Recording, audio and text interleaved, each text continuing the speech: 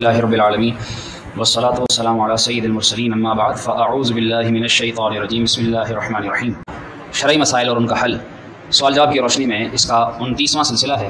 پہلے نمبر پر سوال یہ ہے کہ مسلمانوں کا ہاتھ پر راکھی بندھوانا کیسا؟ راکھی بندھوانے سے متعلق شرعی حکم یہ ہے کہ یہ چونکہ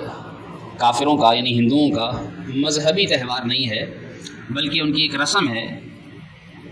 اور ایسا کام کہ جو کسی غیر مسلم کے کفار کے شعار میں سے نہ ہو بلکہ ان کی کوئی رسم و رواج کے طور پر ہو، تو اس کا مسلمانوں کو اختیار کرنا ناجائز و حرام ہے، جس سے نمائندگی ہوتی ہو اس مذہب کی، جیسے ماتھے پر قشقہ لگانا،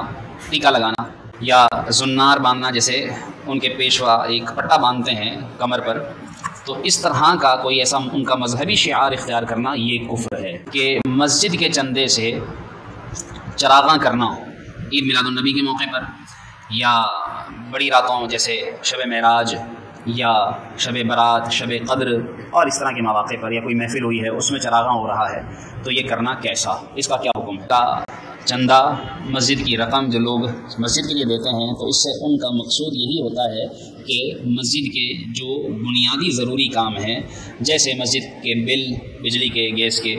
یا اس کی مینٹیننس کوئی ٹوٹ پھوٹ ہے وہ، یا مسجد کے لیے کسی ایسی چیز کی ضرورت ہے جو ضروریات مسجد سے ہے، جیسے نمازوں میں بچھانے کے لیے صفیں، یا جس طرح مائک ضروری ہو چکا ہے، پنکھے ہیں، تو یہ چیزیں ایسی ہیں جو ضروریات مسجد سے ہے، تو یہ تو چیزیں مسجد کے چندے سے باقاعدہ خریدی جا سکتی ہیں۔ جبکہ مسجد کے چندے سے چراغاں کرنا، چونکہ لوگ اس نیت سے جو ہے وہ مسجد میں پیسے نہیں دیتے، تو جب تک علماء نے لکھا ہے کہ صراحتاً یا واقعتاً دلالتاً بات اشارہ نہ ہو کہ یہ مسجد کے چراغاں میں بھی استعمال ہوں گے، تو جب تک ایسا نہ ہو تو جب تک مسجد کے چندے سے چراغاں کرنے کی اجازت نہیں ہے۔ شرعی حکم یہی ہے۔ اس لیے علماء نے یہ لکھا ہے کہ اول تو یا تو اجازت لے لی جائے کہ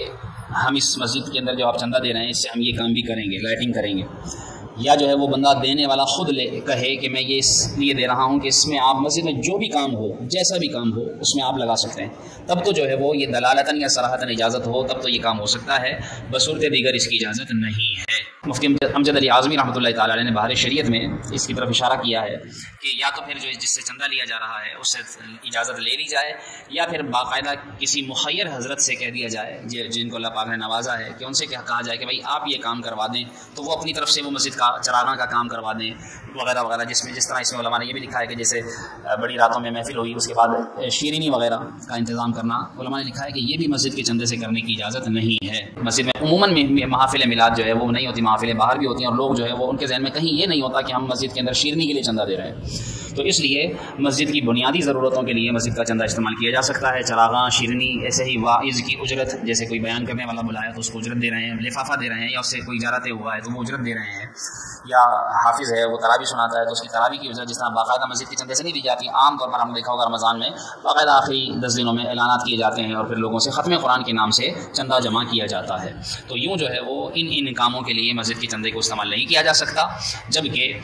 دیگر جو چیزیں ہیں ان کے لیے جو مسجد کے ضروری بنیادی کام ہے، مسجد میں عبادت کا جو کام ہے، اور جو چیزیں مسجد کی ضروریات سے ہیں ان میں مسجد کا چندہ استعمال ہو سکتا ہے۔ اس کے بارے میں شرعی حکم ہے کہ ایسی صورت میں اگر یہ جا نماز موٹی ہو، جیسے یہ اچھے موٹے کپڑے سے بنی ہوئی ہوتی ہے،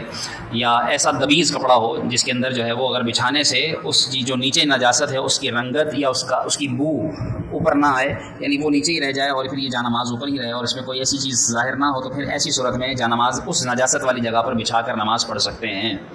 اگر وہ خشک ہو چکی ہے نجاست پھر تو پڑھ ہی سکتے ہیں، اگر وہ تر ہے تو اس میں پھر یہ ہے کہ اگر اس کی بو نہ آتی ہو اور اس کی جو اثر اوپر تک نہ آتا ہو اس جانماز کے ذریعے، تو پھر تو نماز پڑھ سکتے ہیں، وگرنہ پھر نہیں پڑھ سکتے۔ یہ آپ کے لیے شاید بہت بنیادی نئی معلومات ہوگی۔ سوال یہ ہے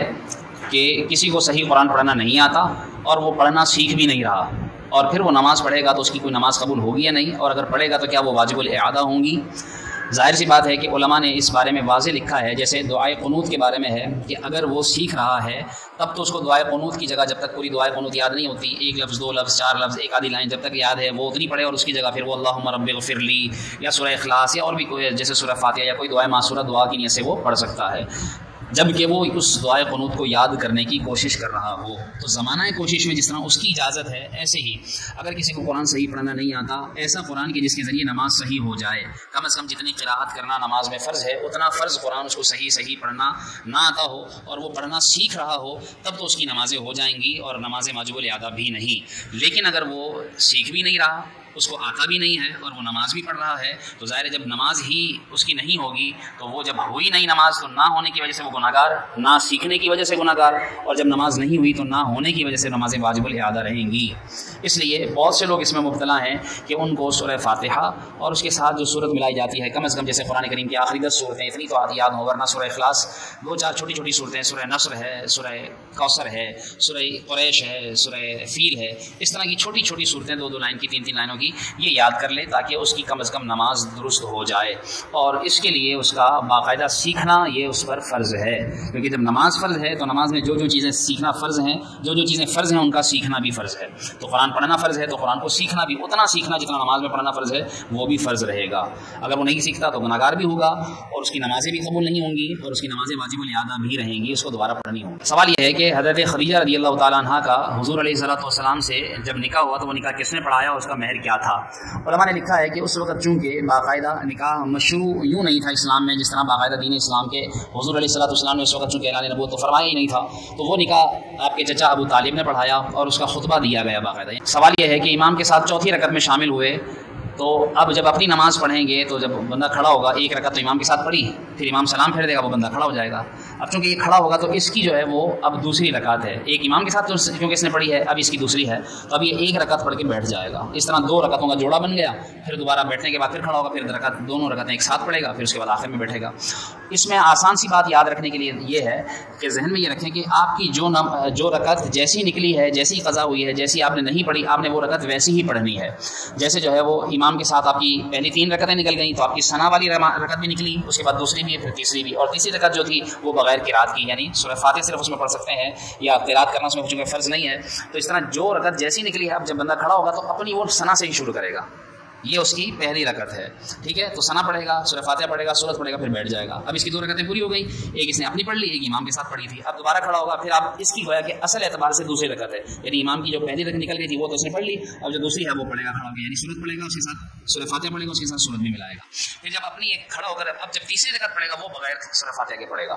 تو یوں جو ہے سمپل یوں ترتیب رکھنی ہے، جو رکعت جیسے نکلی ہے ویسی ہی ترتیب سے پہلی سے شروع کرے گا بس، اور 2 رکعتوں کا جوڑا بنائے گا، ایک اس نے امام کے ساتھ پڑھ لی تھی، ایک یہ کھڑا ہوگا تو ایک اس نے خود پڑھ لی، تو یوں 2 رکعت کا جوڑا بن گیا۔ اس کے بعد تیار میں بیٹھے گا، اس کے بعد پھر کھڑے ہو کر تیسری چوتھی پڑھے گا، آخر میں تیار میں بیٹھے گا، سلام پھیر دے گا۔ ان کا سوال یہ تھا کہ وہ اگر پھٹ جاتی ہیں جان نمازیں، شہید ہو جاتی ہیں اور قرآن کریم شہید ہو جاتے ہیں تو ان کا پرانی چیزوں کا کیا کیا جائے؟ تو لوگ بعض کچرے میں پھینک دیتے ہیں اور بعض جو ہے وہ ویسے ہی اس کا یعنی استعمال کیا ہے، اس کے بارے میں ذہن میں رکھیے کہ ایسی چیزیں جو کسی نہ کسی کام آ سکتی ہوں، جیسے جو ہے وہ